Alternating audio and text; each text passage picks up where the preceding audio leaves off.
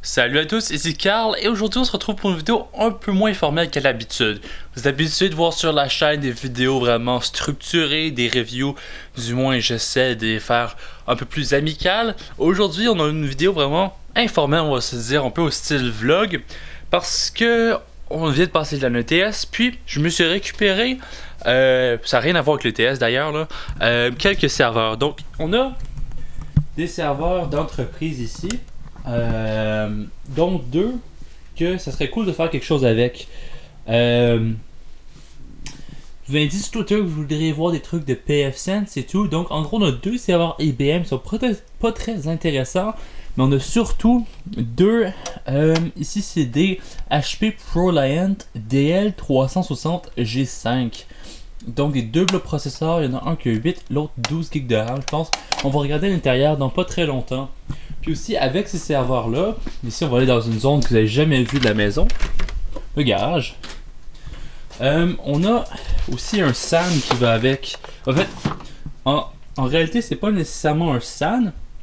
En fait vous voyez pas très bien à cause de l'éclairage assez fait de la pièce, mais c'est un serveur qui ne fait qu'agir en tant que stockage massif. À l'arrière je peux pas vous montrer parce que c'est extrêmement lourd puis j'ai juste une main. Mais c'est une connexion SCSI, donc SCSI.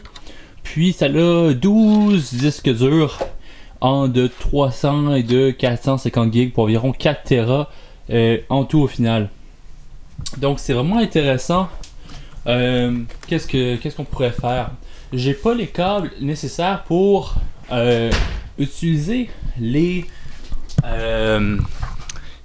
le serveur en SCSI. En fait je dis serveur mais c'est plus une extension de disque dur, mais en fait ce qu'on pourrait essayer en ce moment c'est essayer de jouer avec les serveurs, voir qu'est-ce que ça donne, puis on va regarder qu'est-ce qu'il y a comme performance, on va jouer avec, peut-être installer un OS comme Debian juste pour tester les performances, voir qu'est-ce que ça donne. Puis dans les commentaires vous me direz qu'est-ce que vous voulez faire que je fasse avec. Je suis en train de les revendre, donc avant que je les revende, qu'est-ce que je pourrais faire, c'est soit tester pfSense dessus, en profiter pour vous montrer c'est quoi pfSense et comment ça marche. Bref, sans plus tarder, on va prendre le gros serveur, donc on va prendre un DHP, on va le mettre sur ma table de test avec les K70, les petits périphériques de test et compagnie. Puis on va voir qu'est-ce que ça donne. Ok, donc on a le serveur embarqué et branché sur la table de bench. J'ai pas encore branché l'alimentation parce que ces serveurs-là ont tendance à s'allumer dès qu'on branche l'alimentation. Donc j'ai pas le goût que ça fasse un vacarme tout de suite. En passant, je suis un peu désolé pour l'éclairage, comme je disais dans ma vidéo setup, c'est un peu chaotique. L'éclairage est vraiment pas fait pour de la vidéo. Je m'en excuse. Donc on va ouvrir à l'intérieur des serveurs, voir qu'est-ce que ça donne. En théorie, ça s'ouvre juste comme ça. Oui, non, voilà. Et on peut retirer le panneau. Le panneau, on va le mettre juste ici. Voilà. Donc, ouais, c'est ça. Donc, celui-ci, je crois que c'est celui avec les 12 GB de RAM. Donc, je sais que vous m'entendez un peu moins bien quand je parle derrière la caméra, mais on va faire avec. Ici, on a 6 baies de disque dur 2.5 pouces avec une backplane en SAS. Si vous connaissez le SAS, vous savez que c'est compatible SATA. Donc on pourrait mettre des disques durs SATA à l'intérieur, juste pas les tiroirs nécessaires. En ce moment on est équipé avec deux disques durs de 73 GB SAS 15 000 tours minute. On remarque que c'est SAS par le connecteur qui ressemble à SATA en arrière mais qui est joint juste comme ça. C'est ça la différence entre le SAS et le SATA au niveau du connecteur. Bref, cette backplane là de 6 slots vient se connecter sur une carte de RAID LSI qui est juste en arrière ici. J'ai pas la référence exacte, mais on peut pas vraiment s'en servir dans d'autres systèmes parce que c'est pas une carte standard PCIe. Donc c'est une carte de RAID. Donc ici on a le gros connecteur SAS qui vient se connecter. Puis on a une autre carte LSI en arrière ici qui sert. C'est la connexion SCSI en réalité. Si on voit en arrière ici, je sais pas si vous voyez très bien, mais en gros c'est deux connecteurs SCSI pour venir se connecter sur le gros serveur de disque dur que je vous montrais dans le garage tout à l'heure. Donc c'est pas mal ça. Ici on a nos 12 GB de RAM, donc 2, 4, 6, 8, 10, 12. Ouais, donc 12 GB de RAM. Puis on a 2 processeurs. J'ai pas la référence exacte. Je sais que c'est des Xeon 4 cœurs 3 GHz. C'est des anciennes générations. Donc je pense très bien que ce soit des E5450, quelque chose dans ce genre-là. Mais bref, on va se dire, c'est quand même un serveur assez haut de gamme. C'est pas la bombe du siècle, mais considérant que je l'ai reçu gratuitement, même si je dois le revendre, c'est quand même cool, c'est quand même cool. L'autre serveur HP que vous voyez juste en bas ici a les mêmes spécifications, mais juste 8 GB de RAM à la place de 12. Donc, on va se faire un plaisir de le brancher, puis voir qu'est-ce que ça donne. D'après moi, ça va faire un vacarme infernal, donc au montage, je vais baisser le son pour vous. En fait, je devrais pas le brancher sans le couvercle, parce que je sais que les petites fans 1U ont tendance à envoyer l'air beaucoup plus vers le haut qu'il faudrait, puis le processeur, il n'y a pas de ventilateur dédié. Les seuls ventilateurs qu'il y a dans le serveur, c'est les ventilateurs que vous voyez ici en avant. Donc ça refroidit le système en entier, mais à part les blocs d'alimentation qui sont d'ailleurs redondants, mais qu'eux possèdent leur propre ventilateur. C'est vraiment franchement difficile de remettre un serveur, un capot de serveur à une main. Voilà, ok, c'est bon, on a remis le dessus. Et je vous disais, les alimentations redondantes, on peut venir les enlever. Oups, ok, on va faire semblant de rien, mais je serais mieux de prendre ma main droite pour ça en fait. On va remettre le petit... Voilà, donc, désolé pour le fail. En gros, ces alimentations modulaires qu'on peut enlever comme ça, chacune font 700 watts, je crois. Ça ferait du sens. Ouais, c'est ça, donc 700 watts max que ça dit. Donc, chacune, juste un bloc d'alimentation suffit, mais souvent dans un environnement d'entreprise, on va avoir tendance à en brancher deux sur deux sources d'électricité différentes, sur deux UPS, deux batteries différentes. Comme ça, si une des deux sources d'électricité fail, ou tout simplement un des deux power supply, un des deux alimentations fait défaut, on peut quand même continuer à opérer le serveur. Puis voilà, donc j'ai branché à l'arrière le VGA, clavier souris au travers du K70, un câble Ethernet dans le port de management. Donc ça, c'est un port qui va nous permettre avec l'application web de contrôler le BIOS du serveur, puis un câble réseau conventionnel. Donc on va se faire un petit plaisir de brancher ça et voir qu'est-ce que ça donne. C'est pas si bon que je pensais. Est-ce qu'il est vivant? Je crois que non. Ah, c'est ça donc. Le serveur est encore... Ah, ok.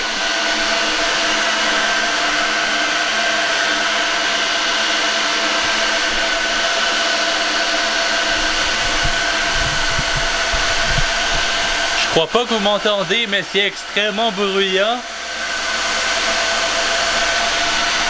Ouais.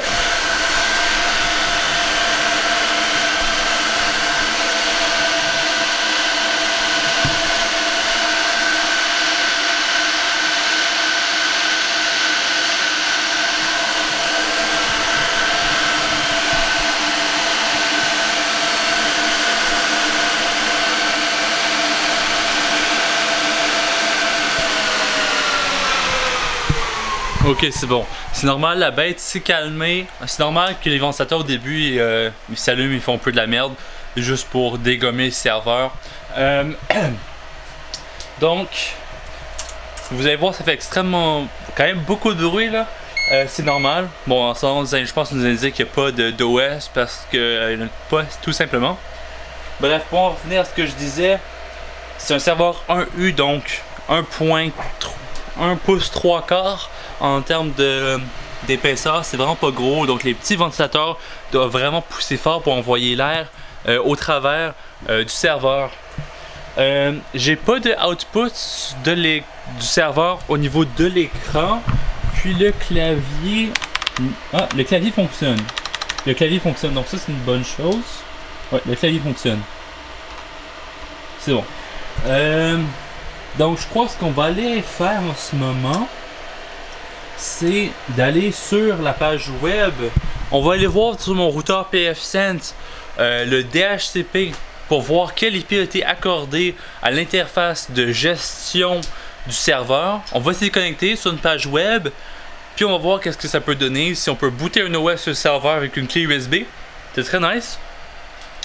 Puis on va voir qu'est-ce qu'on peut faire avec. Déjà, en fait, malgré qu'on n'a pas de post à l'écran, ça peut juste être le port VGA qui a été désactivé ou qu'il n'y a pas de carte graphique, ce qui pourrait expliquer le tout. Mais ce qu'on va faire, c'est que je vais booter un OS Linux qui peut se démarrer à partir d'une clé USB. Puis ça va peut-être régler notre problème. On va pouvoir s'y loguer en SSH et compagnie, très simplement. Au moins, on a le clavier qui s'allume, donc ça nous indique que la machine fonctionne. Un truc que j'ai trouvé vraiment nice sur les serveurs HP avant de vous quitter, c'est le UID, je crois qu'il appelle. Donc c'est un petit bouton juste à l'avant ici qui semble transparent, mais on peut le peser dessus, il devient bleu.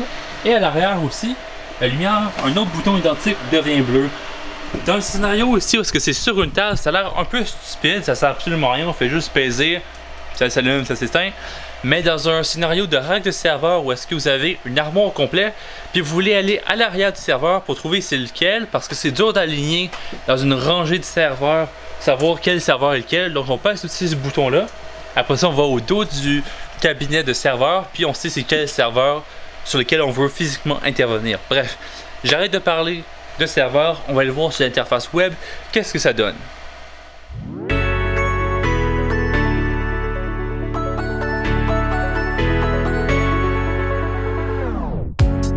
Trying to look back, I'm just trying to move in the shadows.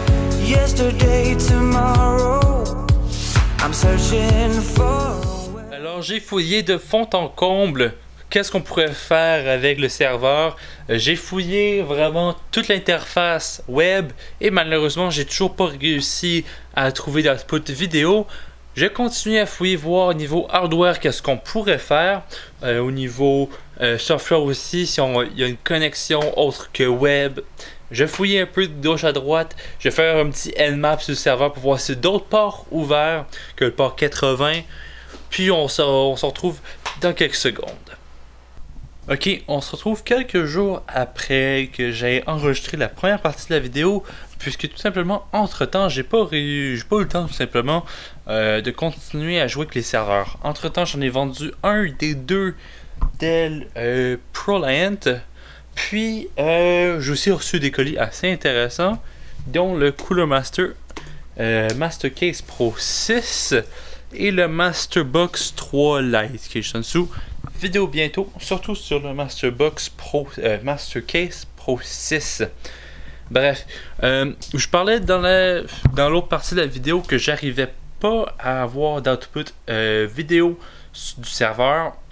J'ai fouillé tout et finalement je me suis aperçu que c'était totalement mon erreur. Le câble VGA que j'utilisais était brisé. En fouillant, en regardant sur le câble, j'avais une petite craque, on voyait la gaine intérieure, puis je pense que ça allait briser des fils de cuivre. Ce qui permettait pas le fil VGA de fonctionner. Donc là, ce qu'on va faire, on va prendre notre petit CD Windows 7. Je sais que c'est pas fait pour Windows ces serveurs là, mais mon seul but c'est de lancer Crystal Disk Mark pour voir la vitesse des disques durs en SAS, ainsi que de voir les performances en Cinebench R15 du CPU. C'est un bon indicatif des performances multicœurs des processeurs. Donc on va faire ça en petit timelapse tout de suite. I can't tell the difference between you, between me, and the search for an answer. I can't tell the truth, even though it takes courage to capture a dancer. The things I fear the most, between you, between me, and the search for an answer, are sure to die away, even though it takes courage to capture a dancer.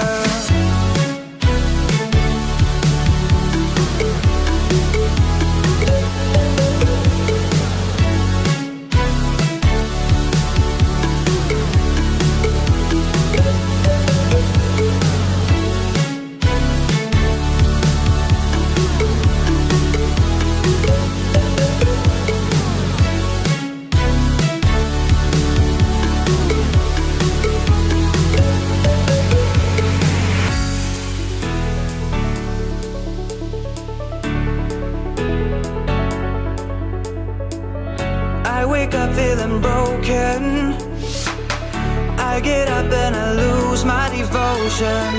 I never stepped astray, but now I lost my way. I can't tell the difference between you. Ok, donc on a fait nos tests et bon, c'était le fun et un peu décevant à la fois.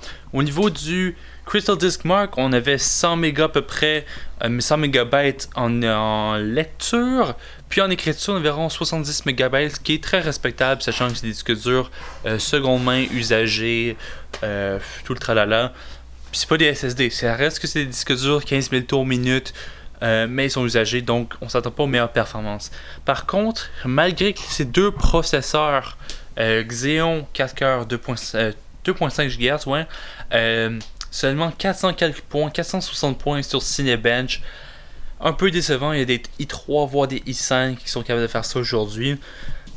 En passant, ces résultats-là m'ont amené à la réflexion que je dois absolument faire une vidéo expliquant pourquoi il ne faut pas acheter des Xeon seconde main, parce que plusieurs cœurs, ça ne veut pas dire nécessairement de bonne performance. Bref, je ne vais pas spoiler cette vidéo-là. Pour l'instant, ce qu'on va faire, c'est continuer les tests avec le serveur, mais dans une autre vidéo. Entre temps, depuis que j'ai enregistré l'autre partie, vous m'avez dit sur Twitter que vous voulez voir des tests avec pfSense. Donc, dans la prochaine vidéo, on va installer, je vais vous montrer comment installer pfSense. Le processus est identique sur toutes les machines. Donc sur cette machine-ci, sur votre machine de maison, le processus est vraiment similaire. Donc prochaine vidéo avec le serveur, on va installer pfSense. Laissez-moi savoir dans les commentaires qu'est-ce que vous voulez voir avec ça. Et à la prochaine. Ciao tout le monde.